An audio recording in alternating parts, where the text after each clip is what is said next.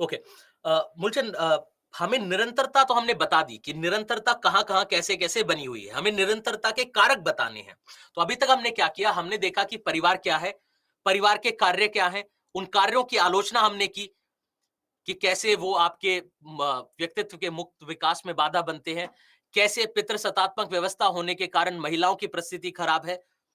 उसके बाद हमने देखा कि परिवारों के प्रकार क्या हैं और उसमें एकल परिवार और संयुक्त परिवार में हमने अंतर देखे। उसके बाद हमने देखे कि कार्यों में किस प्रकार से बदलाव आ रहा है, परिवर्तन आ रहा है। अब हम बात कर रहे हैं कि ये जो निरंतरता है, इसको बनाए रखने वाले कारक क्या है? क्योंकि परिवर्तन के कारक हमने पहले से देख लिए। तो ऋषिका ने बताया कि रूढ़िवादी सोच, सामाजिक मान्यता, आपसी सहयोग के कारण, बॉन्डिंग, विधायी कारण। देखिए, आपको करना क्या होगा इस प्रश्न में, क्योंकि कोई भी प्रश्न यदि पूछा जाए तो पहले हमें यह देखना है कि उसे अप्रोच कैसे करना है। अब यदि इस प्रश्न को आप देखेंगे, तो इसमें आप यदि कार्यों पर जाएँ, क्योंकि कार्य क्या है कि कार्य की वजह से ही इसका महत्व बना हुआ है। यदि परिवार जो है, जो ये संस्थान है, इसके यदि कोई कार्य ना होते, तो इसका महत्व ना रहता। तो आप देखें कि आर्थिक सहयोग के लिए अभी भी आपका परिवार का होना ज़रूरी है। क्यों? क्योंकि जो आपका कल्याणकारी राज्य है, उसकी सीमाएँ हैं। वो एक लिमिट तक ही आपकी मदद कर सकता है। पर अंततः परिवार को ही आपका ध्यान रखना होगा, क्योंकि बुजुर्ग हैं जो उनको आप नहीं एक्सपेक्ट कर सकते कि वो कोई किसी प्रकार का जॉब या व्यवसाय करेंगे, तो उनकी आर्थिक निर्भरता रहेगी। इसी प्रकार से आज भी जो आपकी यौन संतुष्टि के लिए और संतान की उत्पत्ति के लिए, बच्चों को जन्म देने के लिए परिवार इंपॉर्टेंट है, महत्वपूर्ण है। और विधायी कारण आपने लिखा यहां पर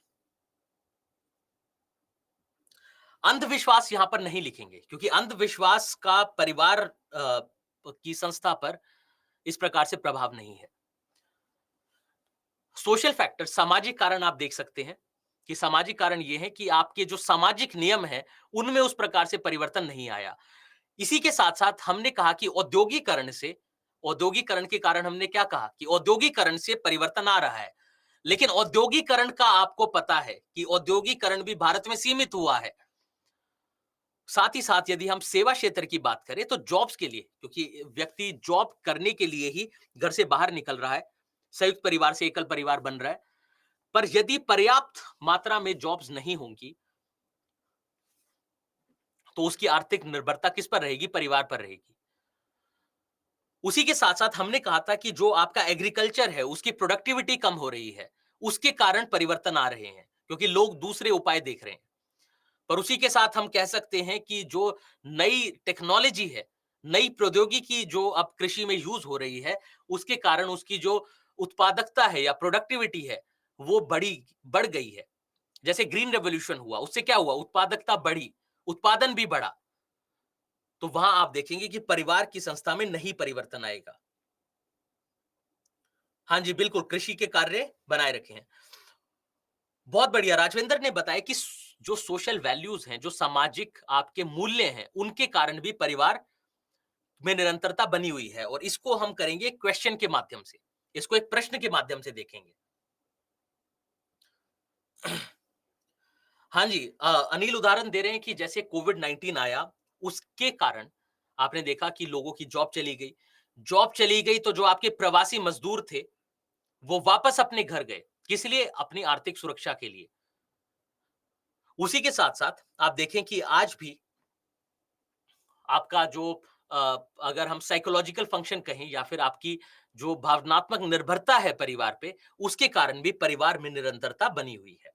तो ये हमारे कुछ फैक्टर्स हैं, जिससे हम कह सकते हैं कि परिवार की संस्था में निरंतरता बनी हुई है। अब उसके बाद ये केवल आपके उदाहरण के लिए कुछ नहीं है, बस आप ये केवल आर्टिकल को क्लिक करके देख लीजिएगा। ये दिखाने के लिए कि किस प्रकार से आपके जो परिवार हैं, उनका नेचर बदल रहा है। इसी में आप देखेंगे जो लास्ट है ये सिंगल फादर विद चिल्ड्रन है।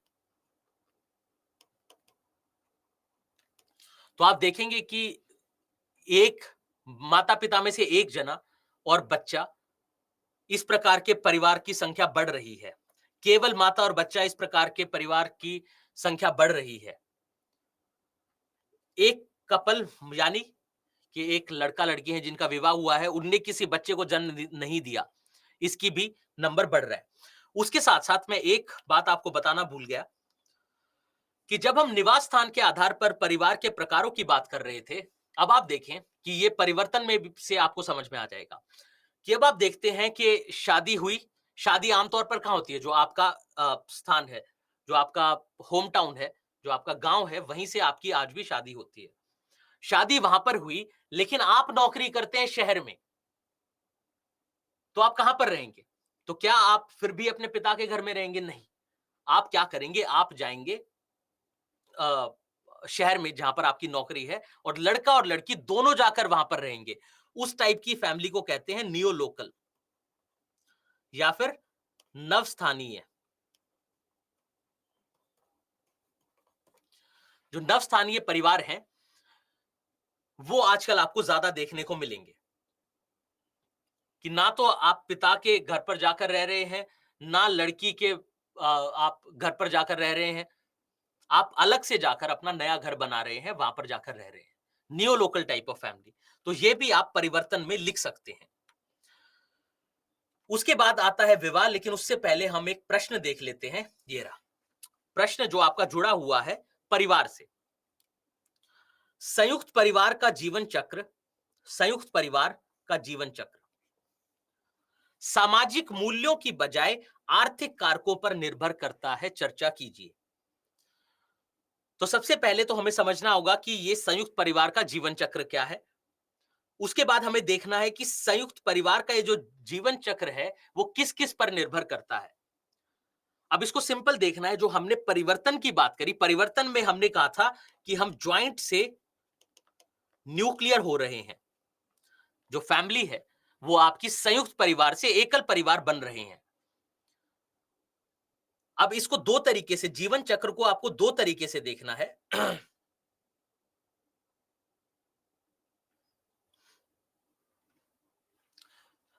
देखिए अनिल, हमें ये भी ध्यान रखना है कि हाँ, कि आपकी जॉइंट फैमिली है, उसके फायदे हैं। जॉइंट फैमिली ही ट्रेडिशनल आपकी फैमिली रही है भारत में, लेकिन हमें यह भी ध्यान रखना है कि जॉइंट फैमिली या संयुक्त परिवार की हमने आलोचना भी की है कि वो पितृसत्तात्मक है। उसमें व्यक्ति के व्यक्तित्व का, किसी के भी व्यक्तित्व का मुक्त विकास नहीं हो पा रहा। आप हमेशा परिवार के अधीन हैं। आप केवल परिवार के मूल्यों के बारे में जान पाते हैं, आप बाहर की चीजों के बारे में नहीं जान पाते, तो उस चीज का भी हमें ध्यान रखना है। हाँ जी, तो एक जीवन चक्र का हम बना सकते हैं एक डायग्राम। तो आप सोच के देखिए कि जीवन चक्र क्या है। हमने कहा कि ये एक आपकी जॉइंट फैमिली थी पहले।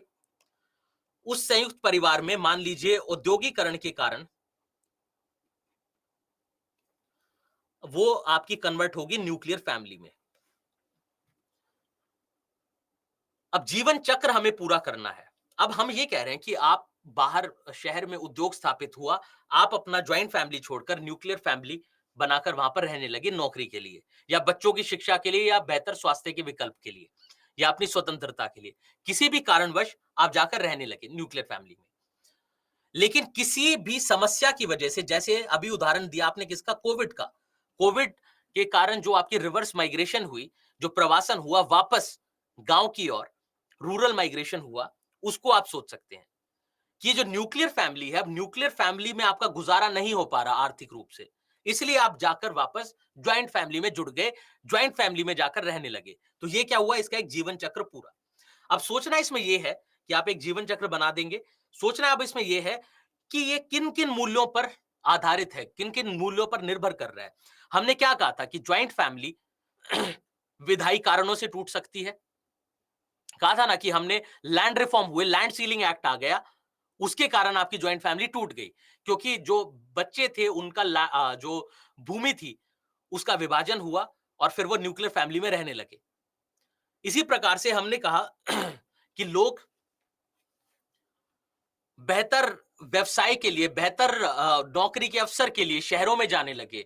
बेहतर नौकरी के अवसर के कारण औद्योगिकरण हुआ, उसके कारण ज्वाइंट फैमिली टूट सकती है। अब आपको सोचना है, आप वापस जाते हैं यहां पर, देखिए, जहां से आपको आपका उत्तर मिल जाएगा। ये रहा कि जो परिवार व्यवस्था में परिवर्तन के कारक हैं, यहीं से आप अपने सामाजिक एवं आर्थिक कारण देख सकते हैं। अगर हम औद्योगिकरण की बात करें तो क्या है आर्थिक, शहरीकरण की हम यदि बात करें तो क्या है आर्थिक। वहीं जब हम पश्चिमी संस्कृति की बात करें तो ये कैसा है, ये सामाजिक है कि बेहतर जीवन शैली के लिए इत्यादि के लिए आपने ज्वाइंट फैमिली तोड़ी।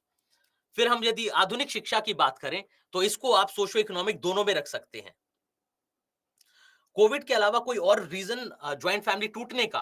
ओके, तो आप देखें कि जब हमने कहा कि विधायी उपाय में मैंने भूमि सुधार की बात करी, इससे आपको यह भी ध्यान होगा जो मैंने कल कहा था कि एक ही फैक्टर है, उसको हम किस तरीके से लिखे उस पर निर्भर करता है। हमने कहा इससे लैंड फ्रेगमेंटेशन हुआ, इससे भूमि विभाजित हुई। अब छोटे लैंड पर एग्रीकल्चर करना मुश्किल है ना? यहां तक आप मेरे साथ होंगे कि छोटे लैंड पर एग्रीकल्चर जो है आपकी कृषि की उत्पादकता कम होगी। तो उसका दूसरा आपने विकल्प बताया था कि आप किसी जाके उद्योग में काम करने लगे। अब हमने देखा कि जैसे-जैसे सेवा क्षेत्र का विस्तार हुआ है और जैसे-जैसे विज्ञान और प्रौद्योगिकी का प्रभाव बढ़ा है, आपका जो औद्योगिक क्षेत्र है, वहां पर नौकरियां कम हुई हैं। और साथ ही साथ हम एक चीज की बात करेंगे जनसंख्या के साथ कि जैसे-जैसे हम सेवा क्षेत्र की ओर जा रहे हैं, वैसे-वैसे आपको स्पेशलाइज्ड स्किल्स चाहिए। आपके पास स्किल होनी चाहिए। जो कौशल है उसमें एक्सपर्टीज चाहिए। क्योंकि पहले क्या था कि किसी भी उद्योग में जाकर लेबर का काम करना है, पर अब वो नौकरी नहीं है। क्यों? क्योंकि वो सारे प्रोसेस ऑटोमेट हो गए। सेवा क्षेत्र की बात करें, क्या कोई किसान जिसका लैंड छोटा है, उसके लैंड में उत्पादकता नहीं हो रही, प्रोडक्टिविटी नहीं हो रही, क्या वो सेवा क्षेत्र में जाके कोडिंग की जॉब ले सकता है? डेटा एनालिस्ट की जॉब ले सकता है? नहीं। तो जैसे-जैसे सेवा क्षेत्र का विस्तार हुआ है और उद्योग में नौकरियां कम हुई है, तो लोगों के पास कोई विकल्प नहीं बचा। तो विकल्प के रूप में वो क्या करेंगे कि 2 भाई हैं, जमीन का बंटवारा हुआ, दोनों के पास छोटा-छोटा टुकड़ा आया, कोशिश की वहां से उत्पादन करने की, पर उससे दोनों अपने परिवार का खर्च नहीं चला पाए। तो फिर वो क्या करेंगे? बात करेंगे कि देखिए साहब, यहां से उत्पादन तो हो नहीं रहा ठीक-ठाक कृषि से, ना हम दोनों को नौकरी मिल रही। बेहतर ये होगा कि हम दोनों एक साथ जोड़कर, क्योंकि जो प्रॉपर्टी है वो तो साथ-साथ है। हम ही ने तो केवल इसमें एक दीवार बनाई है। हम ही ने तो बाड़ लगाई है इस खेत में। उसको हटाते हैं। ये जो पूरा खेत का एक टुकड़ा है, ये जो भूमि का एक टुकड़ा है, इस पर एक साथ मिलकर काम करेंगे, उत्पादन करेंगे। उससे दोनों परिवारों का गुजारा हो जाएगा। तो इससे क्या हुआ? जो न्यूक्लियर फैमिली थी, वो वापस आपकी घूमकर क्या बन गई? Joint family.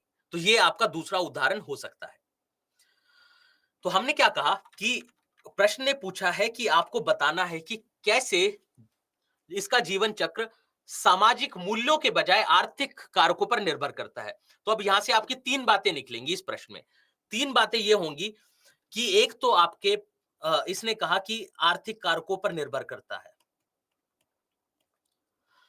तो आर्थिक कारकों पर निर्भर करता है, ये सब्जेक्ट जो आपका है ये होगी आपकी बॉडी, क्योंकि इसके बारे में आपको डिटेल में लिखना है कि क्या-क्या वो आर्थिक कारक हैं जिस पर ज्वाइंट फैमिली या संयुक्त परिवार का जीवन चक्र निर्भर करता है। और आप वो दोनों तरीके से बताएंगे कि कैसे आर्थिक कारकों की वजह से ज्वाइंट फैमिली टूटती है और कैसे आर्थिक कारकों की वजह से ज्वाइंट फैमिली दोबारा बनती है। इसी पार्ट को एक्सप्लेन करेंगे। तो मेरे ख्याल से ये पार्ट क्लियर है। जल्दी से थम्स अप करके जल्दी से बताएं कि ये पार्ट क्लियर है क्या, बॉडी वाला, कि क्या क्या आर्थिक कारक है और कैसे उससे आप बना देंगे। परफेक्ट, बहुत बढ़िया, बहुत बढ़िया। अब आप सोच के देखें, आर्थिक कारक के अलावा इसने कहा है कि सामाजिक मूल्यों के बजाय, तो हमें दूसरा ये पता है कि अभी तो हमने देखा कि सामाजिक मूल्यों पर भी तो निर्भर करती है। ये पार्ट बॉडी है, इसको आप मैक्सिमम वेटेज देंगे, ये आपका 90% ले लेगा। 90% आप इसके बारे में लिखेंगे बीच में। लेकिन आपको यह पता है कि सामाजिक मूल्य और अन्य मूल्यों पर भी तो निर्भर करती है। हमने अभी कहा कि विधायी कारणों से भी तो परिवार टूट सकता है। हमने अभी कहा कि विशेष संस्थानों के आने के कारण भी तो परिवार की व्यवस्था में बदलाव आ सकता है। तो हम करेंगे ये कि बॉडी में तो हमें यही लिखना है। डन। हम ना क्वेश्चन से दूर जाएंगे, ना कोई परिभाषा लिखेंगे। हम लिखेंगे इंट्रोडक्शन में, हम इंट्रोडक्शन में लिखेंगे कि कुछ सामाजिक मूल्य हैं जिन पर संयुक्त परिवार का जीवन चक्र निर्भर करता है, उन सामाजिक मूल्यों को लिख देंगे कि परिवार में जो बॉन्डिंग है, यहां पर आप लोगों ने लिख रखा है, उनको आप लिख देंगे यहां पर इंट्रोडक्शन में। ब्रीफली, संक्षेप में 2 लाइन में आप लिख देंगे कि कुछ सामाजिक कारणों पर भी निर्भर करता है। उसके बाद बॉडी में आपने पूरा आर्थिक लिखा। उसके बाद जो कंक्लूजन होगा उसमें आप लिख देंगे कि इसके अलावा अन्य कारक भी हैं जिन पर संयुक्त परिवार का जीवन चक्र निर्भर करता है। जल्दी से बताएं कि अगर आपको ये क्वेश्चन समझ में आया है कि नहीं, क्योंकि सिंपल क्वेश्चन है, केवल हमें ध्यान रखना है कि लिखना क्या है। सारे पॉइंट्स हमारे पास हैं। ये प्रीवियस ईयर में आया हुआ क्वेश्चन है, ये पहले पूछा गया है प्रीवियस ईयर में। बहुत बढ़िया।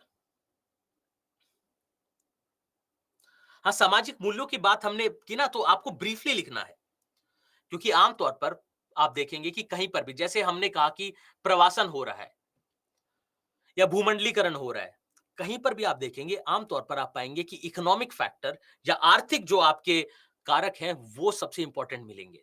सरकार कोई भी डिसीजन मेकिंग करेगी कि किसी राष्ट्र के साथ उनके संबंध होने चाहिए कि नहीं, किस लिए, किसके आधार पर करती है कि इनके साथ हमारे ट्रेड रिलेशन है, इनके साथ हमारे संबंध है, व्यापारिक संबंध है।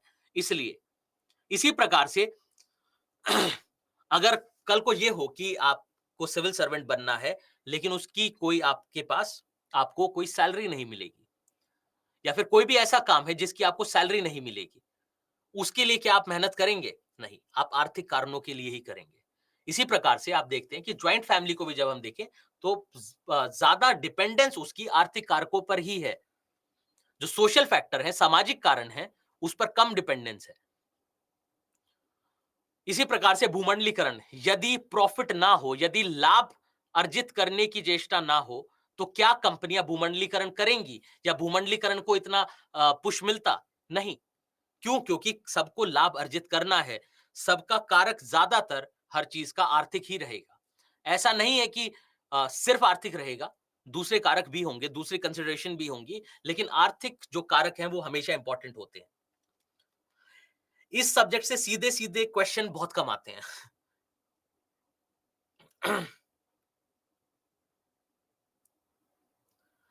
समालोचनात्मक प्रश्न बिल्कुल आते हैं। अगर यही प्रश्न आप देखें, अगर इसी प्रश्न को आप देखें, तो आप पाएंगे कि समालोचनात्मक है। समालोचनात्मक में बस ये होता है कि आपको बराबर वेटेज देनी होती है, लेकिन हम क्या कर रहे हैं कि हम जो प्रश्न ने पूछा है उसको ज्यादा दे रहे हैं। इसी प्रकार से आप पिछले प्रश्न पे जाएं जो मैंने पूछा था, जाति व्यवस्था वाला। जाति व्यवस्था कमजोर होने के साथ साथ मजबूत भी हो रही है। वो क्या था? उसमें आपने दोनों पहलुओं के बारे में बराबर लिखा था। इसी प्रकार से भूमंडलीकरण से प्रश्न पूछा है कि महिलाओं पर क्या आपके पॉजिटिव और नेगेटिव या सकारात्मक और नकारात्मक प्रभाव होंगे? वो क्या हुआ? समालोचनात्मक। इसी प्रकार से समालोचनात्मक विवरण के लिए पूछा गया था कि वृद्धों पर भूमंडलीकरण का क्या प्रभाव पड़ेगा। तो एक बार आप प्रीवियस ईयर क्वेश्चन देखेंगे तो आपको पता चल जाएगा कि वो क्वेश्चन इसी प्रकार के पूछ रहे हैं। देखिए, अच्छा, इंट्रोडक्शन इंट्रोडक्शन हमने कहा कि प्रश्न ने ये कहा कि जो संयुक्त परिवार है, ज्वाइंट फैमिली है, उसकी लाइफ साइकिल, उसका जीवन चक्र सामाजिक, आर्थिक और अन्य कारकों पर निर्भर करता है, ये हमें पता है। प्रश्न ने बोला है कि जो आर्थिक कारक हैं उनको इंपॉर्टेंस दो और लिखो उनके बारे में। तो आप क्या करेंगे? बॉडी में आर्थिक कारकों को इंपॉर्टेंस देके आपने लिख दिया। उसके अलावा आपको पता है कि सामाजिक कारक भी हैं, तो सामाजिक कारक हैं या सामाजिक मूल्य हैं, उनके बारे में आप इंट्रोडक्शन में ब्रीफली 2 लाइन में लिख देंगे। इसी प्रकार से अब सामाजिक कारक कुछ भी हो सकते हैं। सामाजिक कारक जैसे हमने बताया कि मान लीजिए आप बात करें, चाहे आपके पारिवारिक मूल्य की बात कर लें कि परिवार टूटना नहीं चाहिए। आज भी आपने देखा होगा कि उतना आसान नहीं होता, जब परिवारों में विच्छेद जरूर होता है, न्यूक्लियर फैमिली जरूर बनती हैं, पर वो उतना आसान नहीं होता सबके लिए। क्यों? क्योंकि भावनात्मक रूप से, इमोशनली बचपन से आप अटैच्ड हैं सबसे।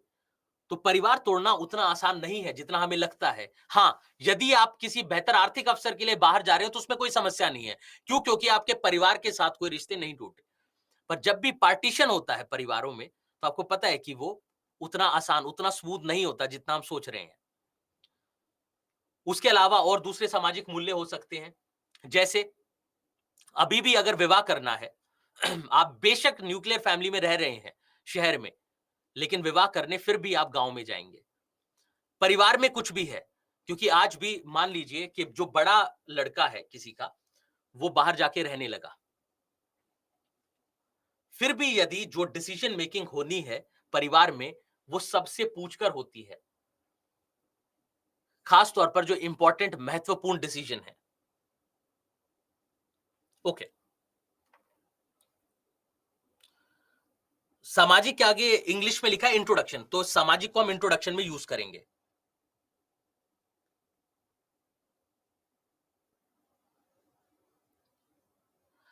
हाँ जी, बिल्कुल। देखिए वही कि मैं इसीलिए मैं क्वेश्चन पर पहले से ही मैं आपको बोल रहा हूँ कि क्वेश्चंस पर ज़्यादा मैं इम्पोर्टेंस दूँगा क्वेश्चंस को, क्योंकि कॉन्सेप्ट समझ में आ जाता है, आसान है, परिवार सबने देखा है, जॉइंट फैमिली में रहे हैं या न्यूक्लियर फैमिली में रहे हैं, तो चीज़ें समझ में आती हैं।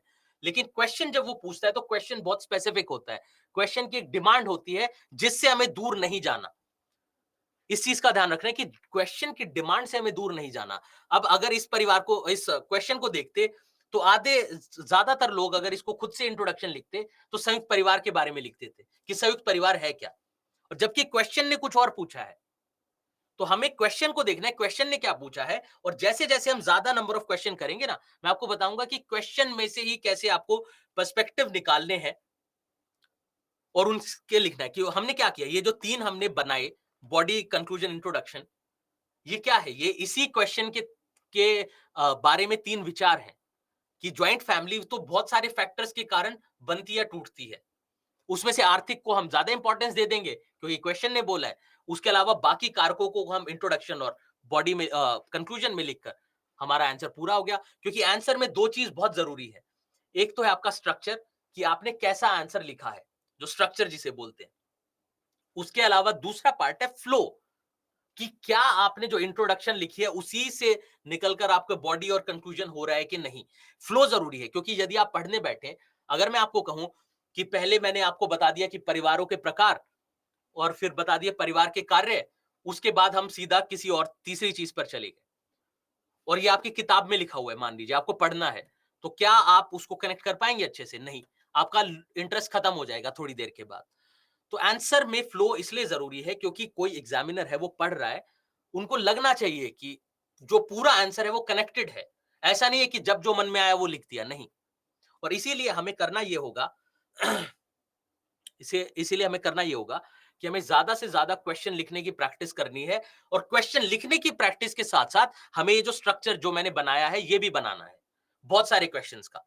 प्रीवियस, अब जैसे ये सेकंड क्वेश्चन है, ये आपका प्रैक्टिस क्वेश्चन है, इसको आप खुद से देखेंगे कि क्या लिखना है, कैसे लिखना है। सबसे पहला स्टेप क्या है? जब आपने क्वेश्चन देखा, पहला स्टेप है क्वेश्चन को समझना कि क्वेश्चन पूछना क्या चाह रहा है, बोलना क्या चाह रहा है।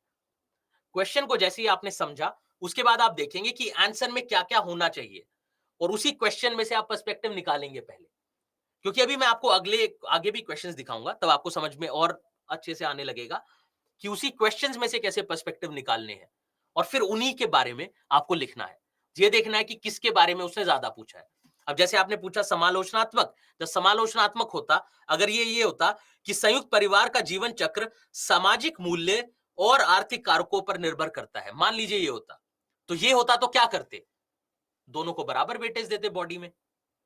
हमारा इंट्रोडक्शन कंक्लूजन बदल जाता। इंट्रोडक्शन में हम अन्य कारकों के बारे में बता देते, क्योंकि उसने केवल 2 बोले हैं यहां पर, हम अन्य कारक भी बता देते जैसे विधायी उपाय। फिर कंक्लूड हमें करना होता तो कंक्लूड करने के लिए हम उसका प्रभाव बता देते। फिर भी हम आंसर से दूर नहीं गए। और ये जो भी टेल एंडर है ना, एक-एक करके कि चर्चा में, विश्लेषण में क्या फर्क है, ये एक-एक करके हम लोग जैसे-जैसे क्वेश्चंस होंगे उसको कवर करेंगे। और ये भी ध्यान हमें रखना है कि देखिए, जब आप हिंदी में और इंग्लिश में देखते हैं ना इन टेल एंडर्स को, मैं बिल्कुल मानता हूं कि इनकी बहुत इंपॉर्टेंस है और इन्हीं के हिसाब से हमने देखिए इसका उत्तर दिया। इसी के हिसाब से हमने उत्तर दिया इसका। लेकिन आप जब देखेंगे हिंदी में और इंग्लिश में, तो बहुत सारे जो टेल एंडर हैं, जो टेल एंडर इनको कह रहे हैं, जो आखिरी में शब्द होते हैं, तो आप देखेंगे कि उनका हिंदी अनुवाद आपको सबका सेम मिलता है, कि डिस्कस है और एक्सप्लेन है, उनका हिंदी अनुवाद दोनों का चर्चा कीजिए मिल जाएगा। तो अब ऐसे में क्या करें? तो इसलिए हमें ध्यान रखना है कि वो एक डायरेक्शन है कि किस दिशा में आपको जाना है, वो दिशा निर्देश नहीं है कि यही करना है। थोड़ा-सा उस चीज़ का हमें ध्यान रखना है। क्योंकि जब इवैल्यूएटर भी देख रहा है तो उनकी भी वो भी लिमिटेड उसके साथ देख रहे हैं उसको, व्यू के साथ। इस क्वेश्चन में आर्थिक कारण आप बताएंगे बॉडी में, लेकिन जो सामाजिक आपके मूल्य हैं उसको इंट्रोडक्शन में बता देंगे।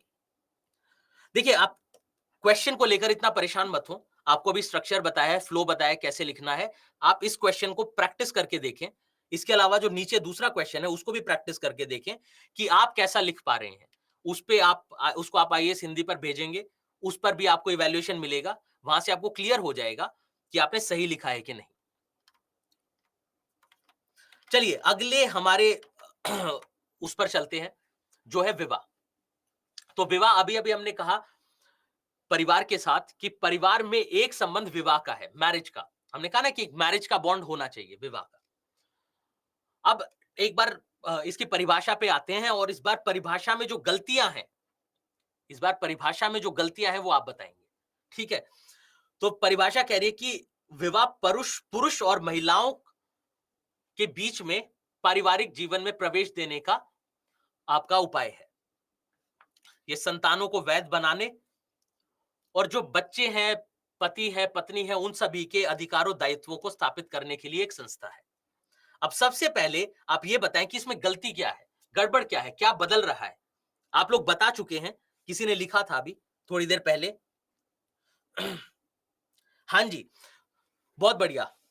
भानु ने बताया कि अब तो समलैंगिक विवाह नहीं हो रहे हैं, क्योंकि समलैंगिक विवाह भी आपको पता है कि समलैंगिक विवाह को अभी नहीं लीगलाइज किया गया है भारत में। अभी सुप्रीम कोर्ट की 5 दिन पहले, 4 दिन पहले आई है, लेकिन जरूरी नहीं है।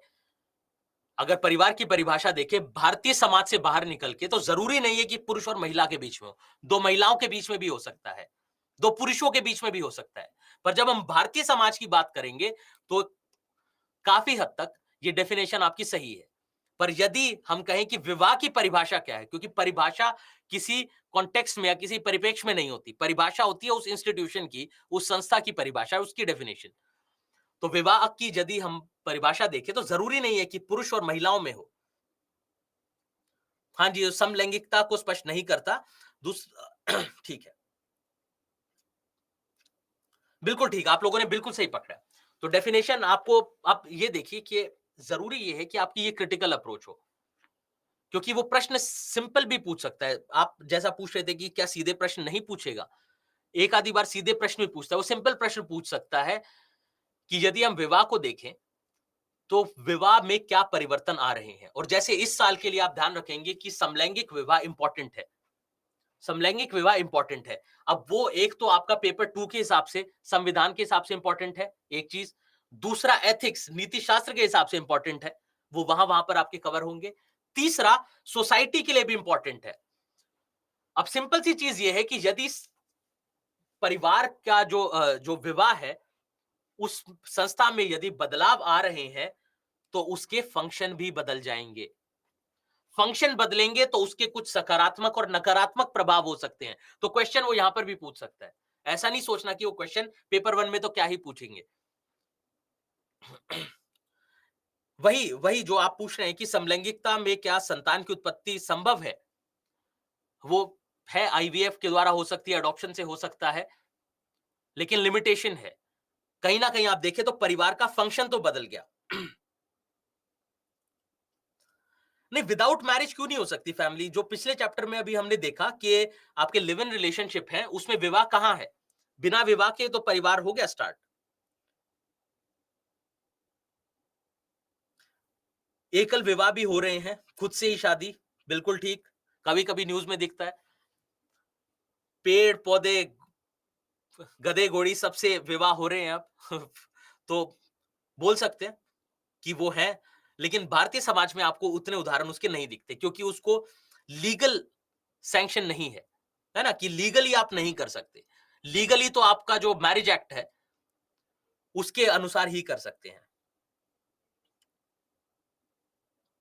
नहीं, विवाह तो विवाह भी एक संस्था है। देखिए, सोशियोलॉजी में, समाजशास्त्र में क्या होता है कि जो भी आपके, वैसे तो भारतीय समाज की एक विशेषता है, लेकिन विवाह अपने आप में एक संस्थान है, एक इंस्टीट्यूशन है।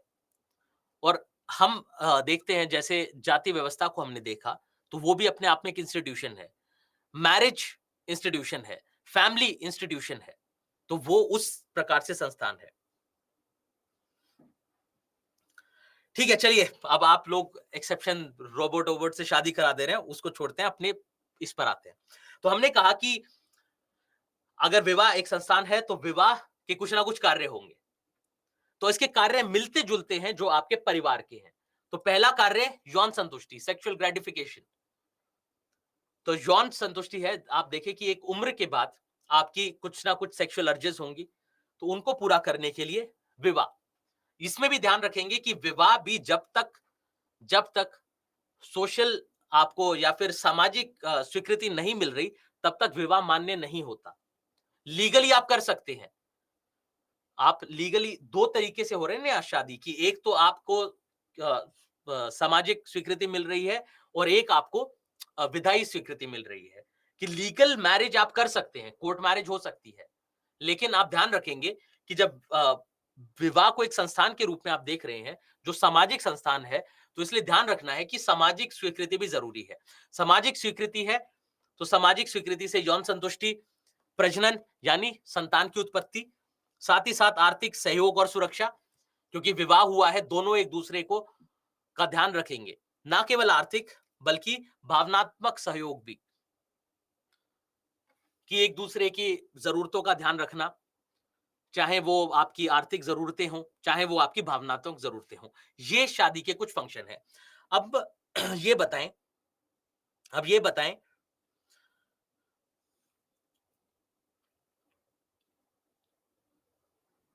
अब वही कि लीगल नहीं है, आपका समलैंगिक विवाह है जो, वो लीगल नहीं है, होमोसेक्सुअल। ओके। समलैंगिकता में यौन संतुष्टि तो हो ही सकता है, क्योंकि जो आप देखते हैं समलैंगिकता को यदि आप देखते हैं, तो उसमें आप जब ट्रांसजेंडर्स की बात करेंगे, हम इसकी बात करने वाले हैं, उसमें 2 बातें होती हैं। एक तो होती है सेक्सुअल ओरिएंटेशन की, कि आप किसको पसंद करते हैं, कि लड़के हैं यदि आप, तो लड़की आपको पसंद है, लड़के आपको पसंद हैं या सभी आपको पसंद है, तो सेक्सुअल ओरिएंटेशन पर है। और समलैंगिकता की जब हम बात करें तो सेक्सुअल ओरिएंटेशन से ही आ रहा है, सीधा-सीधा, कि आप किसके साथ रहना या किसके साथ यौन संबंध बनाने के इच्छुक हैं। ठीक है।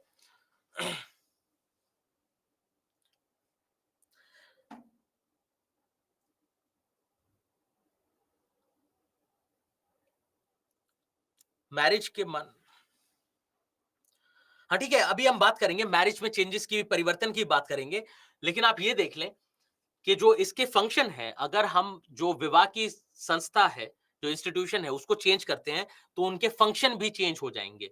ज़रूरी नहीं है सारे फंक्शन चेंज हो, पर कुछ फंक्शन ज़रूर चेंज हो जाएँगे।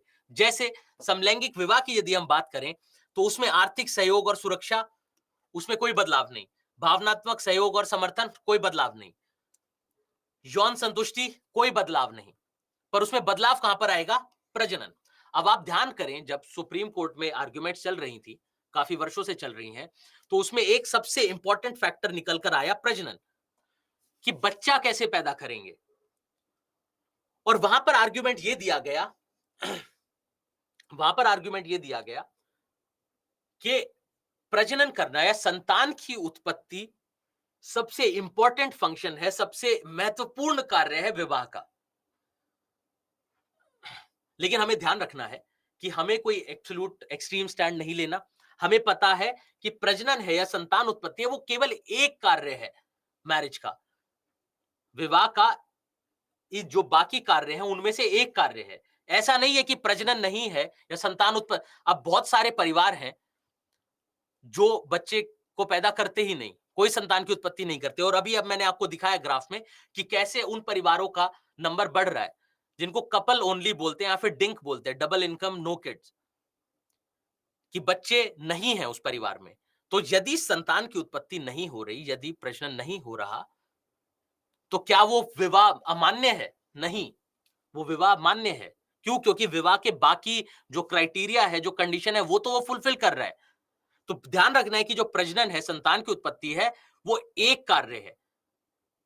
वो ये नहीं है कि अगर संतान की उत्पत्ति नहीं हो रही, तो विवाह अमान्य हो जाएगा। नहीं। बहुत सारे परिवार हैं जहां पर बच्चे नहीं हैं, या तो वो किसी कारणवश नहीं करना चाह रहे पैदा, या तो किसी कारणवश नहीं हो रहा, या फिर वो नहीं करना चाह रहे। तो संतान की उत्पत्ति is one of the function. मैं फिर से रिपीट कर रहा हूं, क्योंकि अगर क्वेश्चन आएगा एथिक्स में तो वो इसी बात पर टिके रहेंगे, इसी बात के अराउंड वो प्रश्न पूछा जाएगा।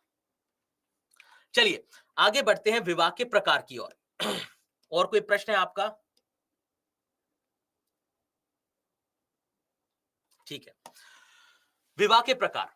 अब विवाह दो प्रकार से आप देख सकते हैं। एक तो है आपका मोनोगेमी, मतलब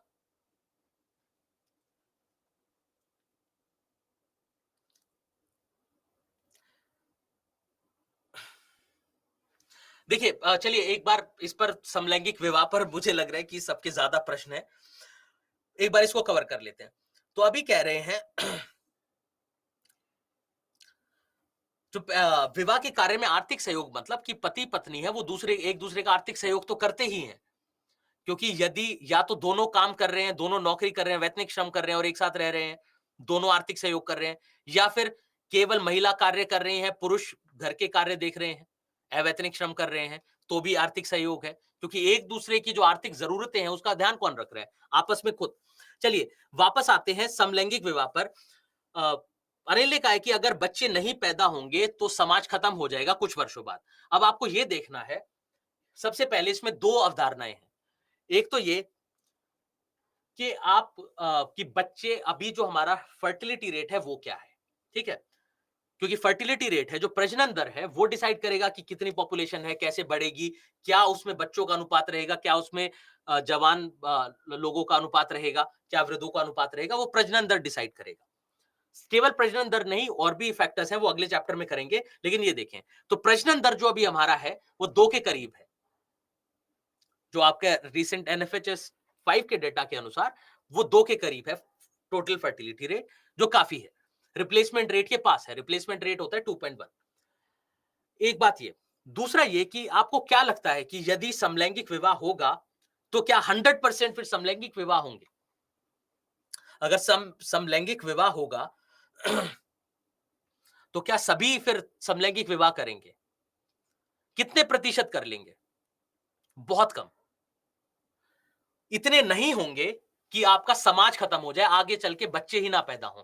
दूसरा ये है कि समलैंगिक विवाह में भी अभी भी आपके पास ऑप्शन है। आप सरोगेट मदर हो सकती है कोई, उसके थ्रू बच्चा पैदा कर सकते हैं, आईवीएफ से बच्चा पैदा कर सकते हैं। आपके पास दूसरे तरीके हैं।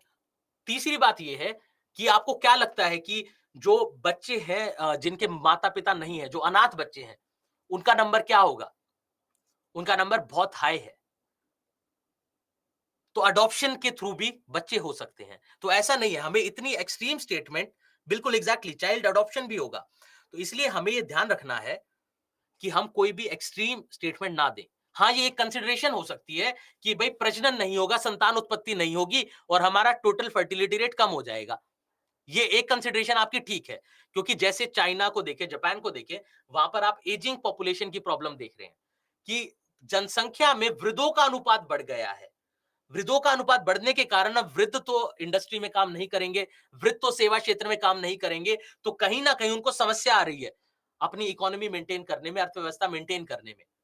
तो या तो बाहर से लोग काम करें या फिर ज्यादा से ज्यादा वो ऑटोमेशन करें। दो तरीके हैं, लेकिन भारत में अभी तो ये प्रॉब्लम नहीं है। तो ये कंसिडरेशन हो सकती है, लेकिन उसको एब्सोल्यूट स्टेटमेंट हमें नहीं बनाना, क्योंकि मैंने कल भी बताया था, कल भी किसी ने कोई एब्सोल्यूट स्टेटमेंट लिखी थी कि एब्सोल्यूट स्टेटमेंट यदि उत्तर में दिखती है तो जहां आपको 6 नंबर मिलने थे 10 में से, या 5 नंबर मिलने थे, वहां पर केवल 1 या 2 नंबर मिलेंगे। वो केवल उस एब्सोल्यूट स्टेटमेंट का नहीं काटेंगे, क्योंकि आपको नहीं पता कि सामने वाला व्यक्ति जो आपका आंसर कॉपी चेक कर रहा है वो किस विचारधारा से है। क्योंकि आपने देखा है कि एक समाज से दूसरे समाज में जाएंगे तो चीजें बदल रही हैं, सबकी सोच बदल रही है। सही गलत अलग बात है, तो ये कुछ चीजों को आप सही बता सकते हैं, कुछ को गलत। कुछ चीजों को तो आप ऑब्जेक्टिवली सही या गलत बता सकते हैं, क्योंकि बात करी जाए रेप की तो आप ऑब्जेक्टिवली कह देंगे कि बिल्कुल गलत है, कोई प्रॉब्लम नहीं है उसमें। लेकिन फिर हम यदि बात करने लगे, मान लीजिए अबॉर्शन राइट की, कि क्या गर्भपात किया जा सक किया होना चाहिए कि नहीं होना चाहिए, फिर वहां पर प्रॉब्लम आ जाएगी कि कुछ चीजें सही हैं, कुछ चीजें गलत हैं। तो हमें ध्यान रखना है कि हम कोई एक्सट्रीम स्टेटमेंट या एब्सोल्यूट स्टेटमेंट है, जैसे ये स्टेटमेंट देना कि समाज खत्म हो जाएगा समलैंगिक विवाह से, बच्चे ही पैदा नहीं होंगे, जबकि हमें पता है कि वो सच नहीं है।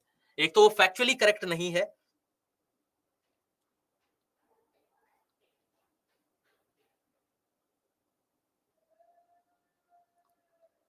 तो इसलिए हमेशा बैलेंस्ड हमें रखना है। हमें ये नहीं कहना कि केवल इसी से ये हो रहा है। जैसे प्रीलिम्स में बोलते हैं ना कि जब भी स्टेटमेंट कोई एब्सोल्यूट है, ओनली लिखा हुआ है कि केवल, तब उसको लेकर केयरफुल रहना है, उसको लेकर ध्यान रखना है, क्योंकि चांसेस हैं कि वो स्टेटमेंट गलत होगी। ऐसा नहीं कि हमेशा गलत होगी, पर चांसेस हैं कि वो गलत होगी। इसी प्रकार से मेंस में जब उत्तर लिख रहे हैं, तो हमें ध्यान रखना है कि हम कोई एब्सोल्यूट स्टेटमेंट ना दें। चलिए, अब हम वापस अपनी चर्चा पे आते हैं। आज का हमारा समलैंगिकता पर विचार मेरे ख्याल से पूरा हो गया। जी, बढ़िया। चलिए, तो विवाह के प्रकार है। विवाह के 2 प्रकार से आप देख सकते हैं इसको मूल रूप से, पॉलीगैमी यानी बहुविवाह और मोनोगैमी। तो मोनोगैमी सिंपल है, एक ही बार विवाह करने की प्रथा, कि आपने एक समय पर एक ही विवाह किया। अब इसमें 2 बातें हैं कि हो सकता है कि किसी का डाइवोर्स हुआ, उसके बाद उसने शादी की, तो उस वो फिर भी मोनोगैमी रहेगा, क्योंकि एक समय पर एक ही विवाह है। या फिर आपके जो पार्टनर हैं, उनकी मृत्यु हो गई, फिर दूसरा विवाह कर लिया, तो भी वो मोनोगैमी रहेगा। तो एक समय पर एक महिला ने एक पुरुष से शादी कर रखी है, एक पुरुष ने एक महिला से शादी कर रखी है, वो मोनोगेमी है। उसके अलावा है आपकी पॉलीगेमी। अब इस पर भी क्वेश्चन नहीं बनता एज सच, लेकिन ये आपको टाइप समझ में आने जरूरी है, याद ये भी नहीं रखना है। तो पॉलीगेमी में क्या है कि या तो ये हो सकता है कि एक लड़की है, उसने एक से ज्यादा लड़के से शादी कर ली, या फिर एक लड़का है, उसने एक से अधिक लड़की से शादी कर ली। 2 टाइप से हो सकती है पॉलीगैमी, राइट? जो बहुविवाह है। तो ये जो आपकी बहुपत्नी विवाह है, एक लड़का और एक से अधिक लड़कियां, इसको हम कहते हैं पॉलीजिनी। इसी प्रकार से ये जो आपकी एक लड़की है और एक से अधिक लड़के हैं, उसको हम कहते हैं पॉलीएंड्री। अब इसमें ये देखेंगे, पॉलीएंड्री में ये जो लड़के हैं, हो सकता है कि आपस में भाई-भाई हों। उदाहरण क्या है? पांडव, 5 भाई, 1 लड़की, उनके साथ उनका विवाह हुआ। इसी प्रकार से आपने रिसेंटली देखा होगा, न्यूज़ में था हिमाचल की एक ट्राइब के बारे में, कि हिमाचल की उस ट्राइब में आप देखते हैं कि एक लड़की से एक से अधिक भाई शादी कर रहे हैं।